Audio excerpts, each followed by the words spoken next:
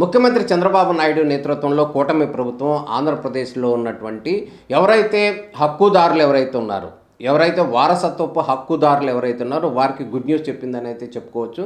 దాంట్లో భాగంగా వారసత్వపు ఆస్తుల బదలాయింపు ప్రక్రియను చాలా సులభతరం చేసింది. ఎక్కడైతే ఉన్నారో వారి ప్రాంతానికి సంబంధించినటువంటి వార్డు సచివాలయంలోనే ఈ ఆస్తుల బదలాయింపుకు రిజిస్ట్రేషన్ అనేది చేసుకోవచ్చు అనేటటువంటి ఒక గుడ్ న్యూస్ చెప్పింది. దాంట్లో భాగంగానే ఎవరైతే వారసులు ఉన్నారో ఆ వారసత్వపు ఆస్తులు ఎవరైతే ఉన్నారో వాటన్నిటిని కూడా ఈజీగా సులభతరంగా కూడా వాటిని బదలాయింపు చేసుకోవచ్చు. గతంలో కనుక ఈ వారసత్వపు ఆస్తుల విషయానికి సంబంధించి చాలా ఇబ్బందులు పడేటటువంటి ప్రక్రియ గతంలో ఉండేది. అదేవిధంగా రిజిస్టర్ ఆఫీసుని చుట్టూ కూడా తిరగాల్సినటువంటి పరిస్థితి ఉండేది.